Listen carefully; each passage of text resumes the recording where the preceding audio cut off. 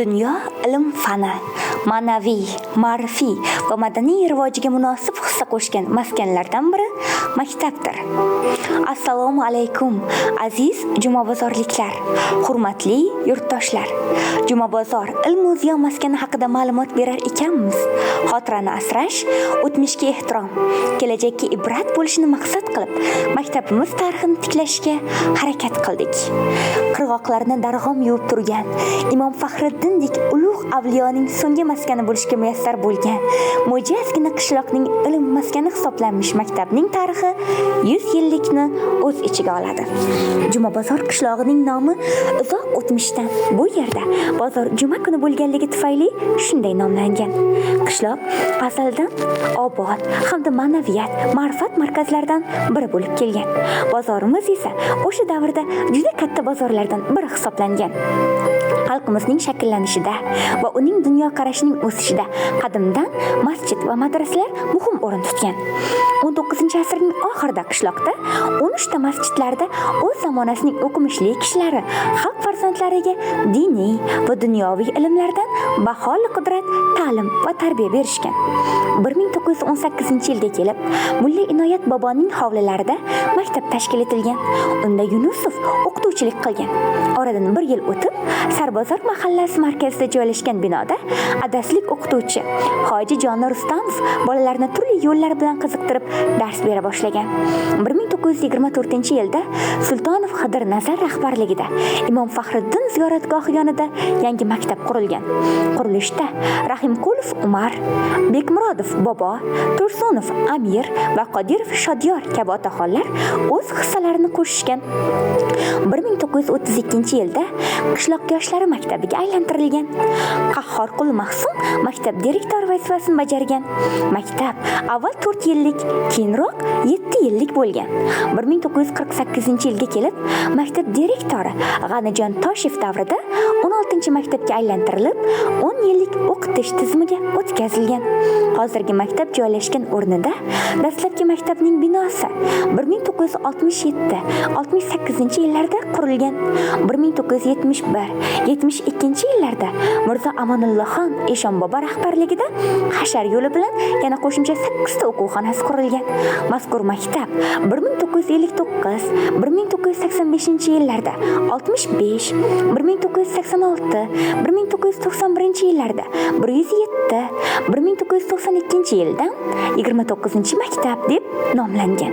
Ko'p yillar maktabda hozirgi Toyloq va Urgut tumani qishloqlaridan yoshlar kelib o'qishgan. Qishlog'imiz farzandi professor Qodirov Mo'min domlaning sa'y-harakati va ko'magi bilan 29-maktabning hozirgi zamonaviy holatdagi 540 o'rinli yangi binosi qurilib, 2011-yil 25-avgustda foydalanishga topshirilgan. Maktab tashkil topganidan hozirgi kungacha 25 nafar direktor faoliyat yuritgan. Jumabozor aholisi ko'payishi natijasida 1985-yilda yana bitta maktab, hozirgi 30-maktab foydalanishga topshirilgan. 2009-yil sentyabrda yana bir ta'lim muassasasi, ya'ni Toyloq iqtisodiyot va servis kasb-hunar kolleji foydalanishga topshirilgan va 2017-yil sentyabrda 60-maktabga aylantirilgan. Jumabozorda 2019-yildan boshlab 29, 30, 60-maktablar faoliyat ko'rsatib kelmoqda. Jumabozor qishlog'i va ilm dargohlarining tarixini yaratishda ulkan hissa qo'shgan faxriy ustozlarimizdan Qodirov Xurrom muallifligida Xudoyqulov Bolta, Rustamov Abdumannon va Ibragimov Shirali muallimlar Jumabozorning Tabarruk ziyo maskani nomli qo'lyozmani 2013-yilda tayyorlashgan. Falsafa fanlari doktori Amonov Mehrojiddin Jumabozor nomli risolani 2014-yil nashr ettirgan.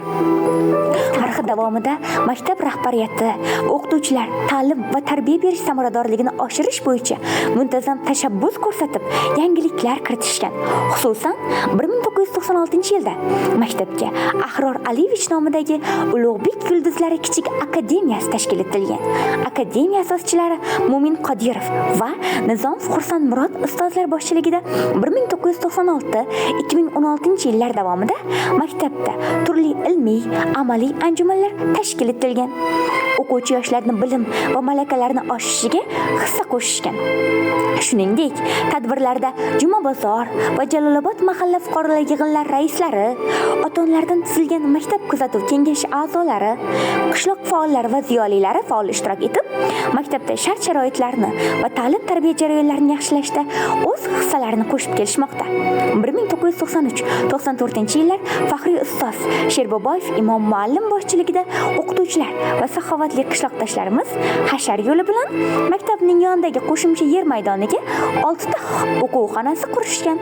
Maktabimiz yonida joylashgan qishlog'imiz jome masjidi imom xatibi Samariddin domla va masjid jamoasining maktabga ko'rsatib kelayotgan moddiy va ma'naviy yordamlari alohida e'tirofga loyiq. Ushbu ma'lumotlar haqidagi fotosuratlar siz ko'rib turgan slaydlarda o'z o'rnini egallagan. Hozirgi kunda maktabda 937 nafar o'quvchiga 66 nafar pedagoglar ta'lim, tarbiya berib kelmoqda. Maktabning tumanda o'z mavqei bo'lib, har o'quv yilida yuqori reytinglardan birini egallaydi. Maktabda ko'plab pedagoglar davlat mukofotlariga sazovor bo'lishgan.